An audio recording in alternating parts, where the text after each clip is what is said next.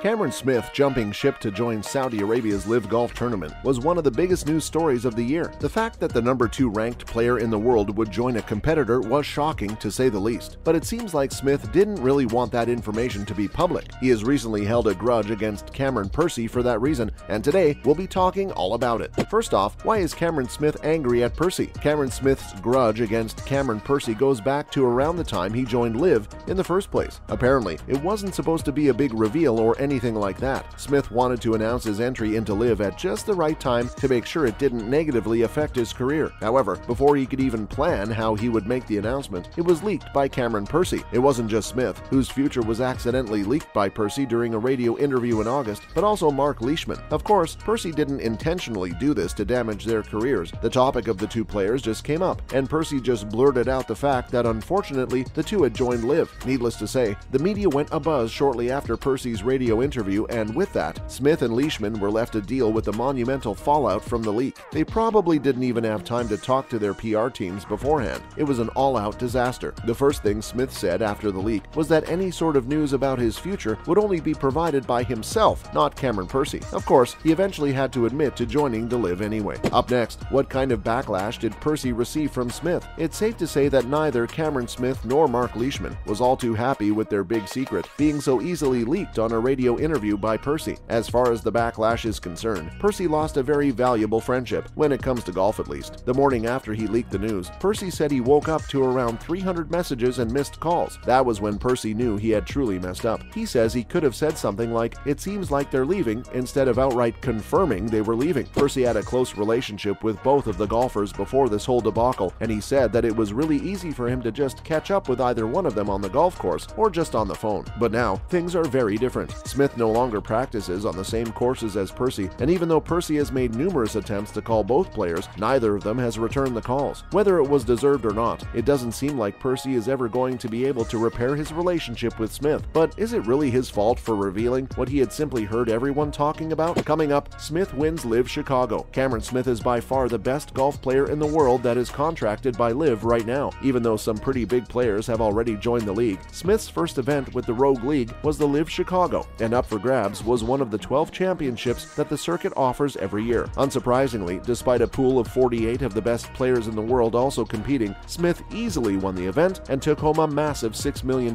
prize. Even though fans who have already seen Smith on the course would not be shocked by such a dominating performance, this was something special for the Australian. He had been on a quest to prove that he was still a great player despite not being associated with the PGA anymore, and it seems like he did just that. It was also a huge win for LIV. The main reason why the PGA was ever seen as the standard was that it had the best players in the world. A lot of people actually doubted Smith's abilities now that he was no longer a part of the big league. But with this performance, Smith certainly shut up some of his harshest critics. Smith admitted that the first 9 holes or so weren't his best stuff, but he managed to gain his edge back and dominated the remaining holes in classic fashion. Up next, Greg Norman admits to luring Smith to LIV. Greg Norman is currently the official boss when it comes to LIV. He's often portrayed as an evil CEO by golf traditionalists, but there's no denying that he's an extremely smart businessman. After all, he went from having a rogue league to having some of the biggest names in the entire sport representing his brand. No one can deny Norman's ability to get players on board, and he recently revealed how he managed to lure Smith into the league as well. In an interview with the Sydney Morning Herald, Norman said that the deal was finalized after he offered Smith and Leishman a 25% stake in the Punch GC team of the LIV tournament. This is supposed to be an all-Australian team that's expected to dominate much of the tournament. If it ends up being a success by following the example set by teams of American sporting leagues like the NFL or the NBA, it may as well be worth billions of dollars one day. Norman's ability to offer them such a massive stake in the team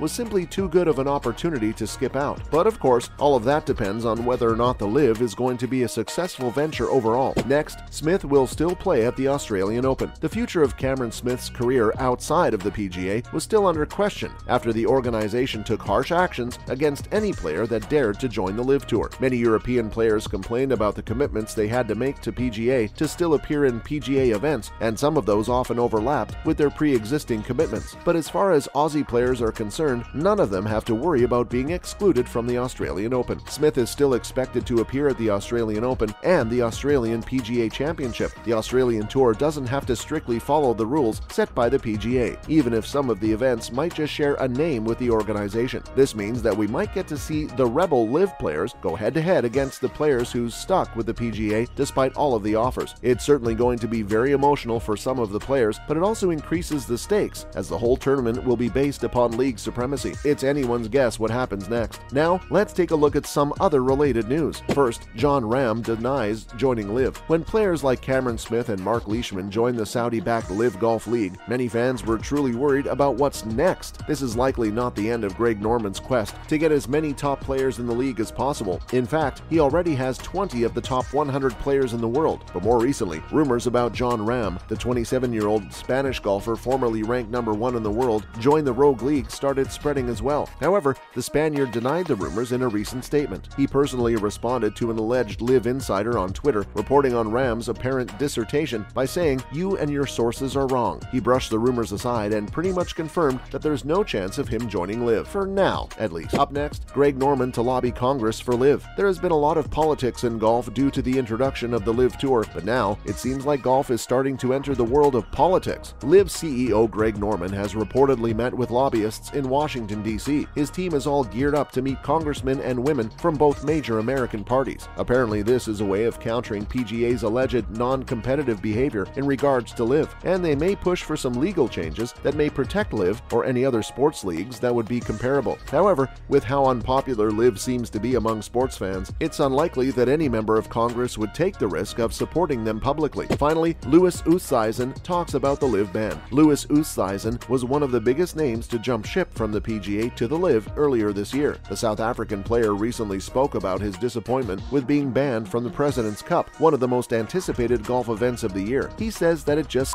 that he won't be around to represent South Africa, as it had mainly relied on Oosthuizen for results in the past. Without him, there's practically no other South African that even has a chance of putting up a performance at the Cup. Unfortunately, it seems like this tour is going to miss out on more than just Oosthuizen. That's a wrap for this video. Do you think Cameron Smith will ever return to PGA? Let us know in the comments below. As always, don't forget to like this video and subscribe to our channel for more videos like this. See you in the next one.